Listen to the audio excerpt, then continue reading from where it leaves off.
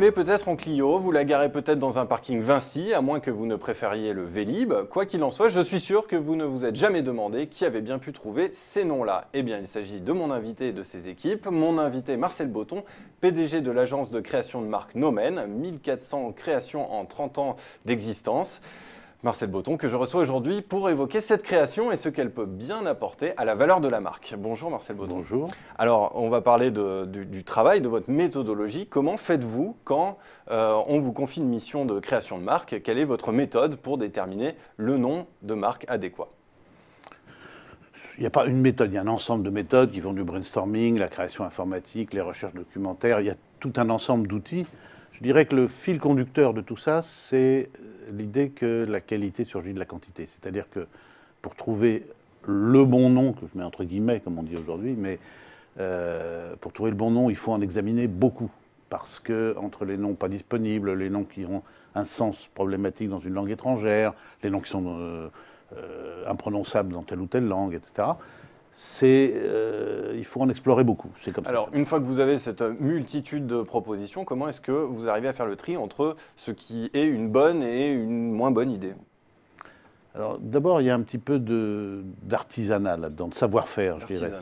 C'est pas une science, hein, c'est un savoir-faire. On a, à la date d'aujourd'hui, lancé plus de 1400 noms, donc l'expérience s'accumule et on finit par ressentir des choses sur les noms. On se dit, tiens, ce nom-là, on voit bien qu'en japonais, ce ne sera pas possible. Bon, il y a 3 consonnes qui suivent, les Japonais ne s'en sortiront jamais. Ou alors, tel nom, on sait déjà que dans telle langue, ça pose un vrai problème, au niveau du sens, je veux dire. Bon. Donc, il y a des intuitions. On sait aussi que tel type de nom, c'est même pas la peine, il est pris 50 fois, il n'y a aucun espoir. Et petit à petit, on va dégager quelque chose qui nous paraît possible et puis qui, à un moment donné, va aussi apparaître comme intéressant, excitant, amusant. Alors, Nomen a 30 ans d'existence. En 30 ans, quel est le nom dont vous êtes personnellement le plus fier? Oh, c'est une question terriblement difficile, ça, terriblement difficile. Qu'est-ce qui vous vient à l'esprit tout de suite? Oui, bah, j'aime bien citer Vélib, mais c'est très parisien. C'est vrai que cette marque, elle a plu, elle est imitée maintenant. Autolib, Scoolib, ou je ne sais plus. Bon. Voilà, une marque qui plaît bien, mais on pourrait en citer d'autres. Par exemple, Pôle emploi, c'est un peu paradoxal, mais Pôle emploi, même si l'institution fonctionne parfois difficilement, mais cette marque, elle a été adoptée tout de suite et les gens jouent avec. Ils disent, par exemple, ils parlent d'un police, etc. C'est une marque qui a pris, bon, et qui est extrêmement simple en plus, qui est extrêmement simple. Voilà, il y en a beaucoup d'autres. Et quelle est la marque que vous auriez rêvé de trouver? Alors, vous ne m'avez pas demandé quelle est la marque la plus ratée que j'ai créée.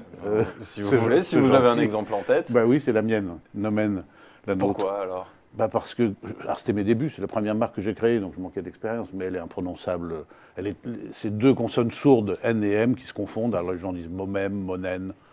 Donc au téléphone, ça ne se comprend pas. Aux États-Unis, les Américains n'étudiant pas le latin, ça ne veut rien dire. En français, les Français savent que Nomen veut dire le nom en latin, enfin, ils le savent plus ou moins.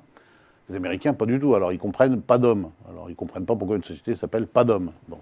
Ce qui nous vaut tout un trafic de lesbiennes sur le site, parce qu'il y a un malentendu sur le nom. Enfin, voilà, c'est une marque ratée.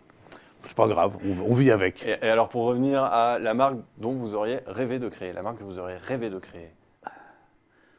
Écoutez, j'ai envie d'en prendre une qui se trouve à 50 mètres d'où nous sommes maintenant, là, de ce studio, qui est une marque connue dans le monde entier, qui a une notoriété absolument fantastique, qui a un pouvoir d'attraction très grand. Je vois que vous vous demandez ce que c'est. Oui, tout à fait.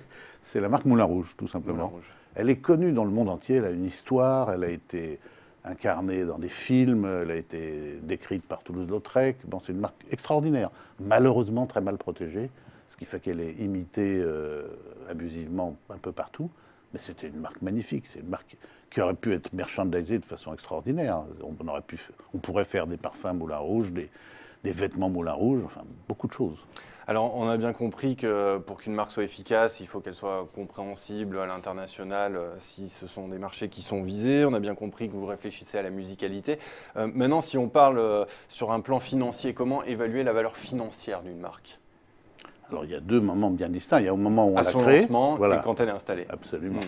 Alors, à son lancement, je dirais un peu par définition, la marque, elle ne vaut pas grand-chose, parce qu'elle n'a pas pu accumuler ni de la notoriété, ni de l'attractivité. Bon. Elle vaut quand même ce que ça coûte de la créer et de la déposer, de la protéger, de vérifier qu'elle est libre. Ça a une certaine valeur. Ça a déjà un coût. Oui, oui, quelques dizaines de milliers d'euros quand même, si on compte les aspects juridiques, par exemple. Hein. Et puis l'identité visuelle aussi, qui compte. On va y revenir, oui. Oui. Après, alors, une fois que la marque est créée, la valeur de la marque, il y a beaucoup de façons de calculer. On peut calculer la valeur de remplacement, on peut calculer la rentabilité de la marque par l'actualisation des flux futurs, on peut calculer les valeurs de marché. Bon, c'est les mêmes méthodes, si vous voulez, que par exemple pour évaluer un bien immobilier. Hein. C'est le même type de méthode. Maintenant, au total, ce qui fait la valeur d'une marque, une valeur chiffrable, je veux dire, c'est le produit de deux choses, sa notoriété et son attractivité. C'est-à-dire qu'il faut que la marque soit connue, sinon elle ne vaut rien. Une marque connue de personne ne vaut par définition rien. Vous mettez ça en abscisse, en ordonnée, vous pouvez mettre l'attractivité, parce que non seulement il faut être connu, mais il faut être connu en bien. Si vous êtes connu en mal, par exemple, la marque a une valeur négative. L'attractivité, c'est la capacité de la marque à fidéliser, à être aimée, à être suivie dans les réseaux sociaux de façon favorable, etc. C'est ce produit des deux qui donne la valeur de la marque. Vous parliez tout à l'heure d'identité visuelle. Est-ce qu'un nom de marque s'accompagne automatiquement d'un logo efficace pour que cette marque prenne justement dans le public? D'une certaine manière, il n'y a pas de marque sans logo, parce que si vous écrivez la marque en caractère bâton, d'abord c'est une forme de logo, c'est une forme de logo minimale, mais c'est une forme de logo, et puis ça n'existe pas. Une marque vit toujours avec au moins une typographie, au minimum. Bon. Donc il n'y a pas de marque sans logo. Et la marque, d'ailleurs à l'origine, étymologiquement, la marque, ce n'est pas le nom de marque. La marque, c'est un signe graphique. C'est un signe graphique. Au départ. Hein. Le mot, même en anglais, brand, c'est le même mot que brandon en français, c'est-à-dire quelque chose qui servait à marquer le bétail. Donc c'était d'abord un signe avant d'être un mot. C'est par extension que la marque est devenue un mot. Donc la marque, c'est d'abord un signe, qui se remarque d'ailleurs, bon, et qui est un signe visuel. Donc le logo, il est indissociablement lié à la marque.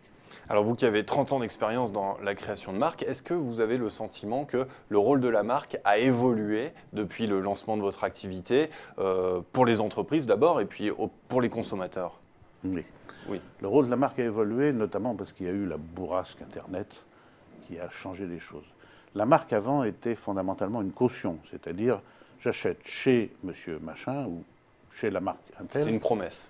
C'était une promesse et une caution, c'est-à-dire qu'on sait, comme on ne peut pas tout mesurer à chaque fois qu'on achète, on dit bon ben ça va, les produits de chez machin, ils sont bons. Ça reste vrai.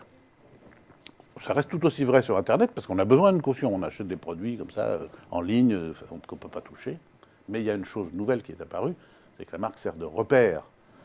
Notamment, c'est un moyen d'aller trouver tout de suite sur Google, mettons les choses concrètement en France, de trouver le produit qu'on cherche en tapant son nom. Donc le numérique a quand même changé Il a énormément de bouleversé choses. Complètement. Ouais. Et ça veut dire par exemple que plus la marque est un peu solitaire, elle est unique, mieux c'est. Et ça, c'était pas vrai avant.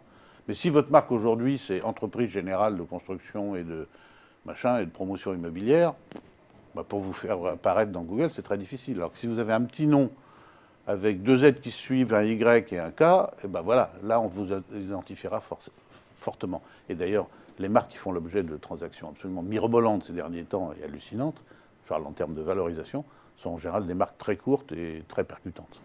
Alors, une fois la marque lancée, il faut la faire vivre, il faut une véritable stratégie de marque. Est-ce que vous avez le sentiment que les entreprises ont un peu délaissé cette stratégie de marque?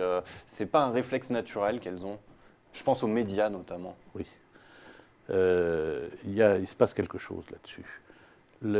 La marque, comme son nom l'indique, est faite pour marquer, donc elle est liée à la façon dont fonctionne la mémoire. La mémoire a une grande rémanence, c'est-à-dire que les choses ne s'effacent pas facilement, ne s'effacent pas volontairement, il n'y a pas de bouton erase dans la mémoire, on peut pas. Bon. Les choses durent longtemps.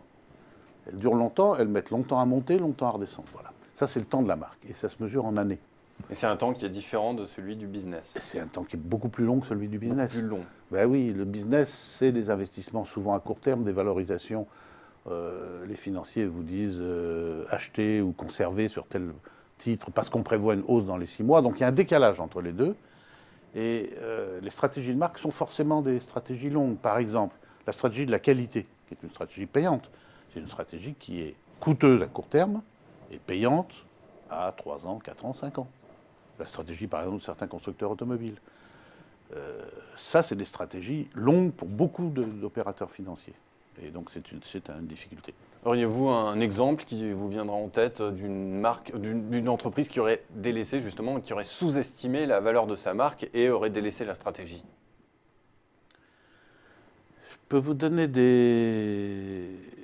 Oh si, enfin, il y en a une qui en est morte d'ailleurs, c'est Nous, je ne sais pas si vous vous rappelez. Bon, l'opérateur Internet, qui était caractérisé à l'époque par un service client déplorable. Bon, qui est devenu numéricable. Qui est devenu maintenant numéricable et qui a remonté sérieusement la pente, heureusement pour eux, mais d'autant plus heureusement que je suis abonné, donc vous voyez, j'ai été patient, mais cette marque avait sacrifié totalement son développement, son potentiel de marque, une rentabilité à court terme, mais ça n'a pas marché, ça a coulé l'activité en fait. Pour conclure, Marcel Botton, est-ce qu'on peut dire qu'aujourd'hui, plus que jamais, on vit dans un monde où les marques règnent? Est-ce que c'est le règne des marques aujourd'hui? Est-ce qu'elles sont plus importantes que jamais? Ben, je vais vous étonner un peu, mais je vais peut-être dire le contraire quand même. Oui. Là encore, Internet a un peu bouleversé les choses, c'est-à-dire que maintenant, on compare beaucoup plus vite et on bouge beaucoup plus. Prenons un domaine comme l'assurance. Avant, on s'assurait à la compagnie machin, la paternelle, je ne sais pas quoi, la maternelle, ce que vous voulez. Et puis, on restait toute la vie parce que c'était comme ça. Aujourd'hui, on va sur un comparateur et puis on bascule du jour au lendemain. D'ailleurs, la réglementation elle-même s'adapte. On pourra dénoncer les contrats d'assurance à n'importe quel moment et non pas uniquement à l'échéance. Et donc, bizarrement, l'arrivée d'Internet, enfin du numérique globalement, a un petit peu affaibli les marques. Eh bien, Marcel Botton, PDG de la marque Nomen, 30 ans d'existence. Merci d'être venu partager un petit peu votre expérience sur le plateau de Xerfi Canal et nous éclairer sur cette valeur de la marque. Merci beaucoup. Merci à vous.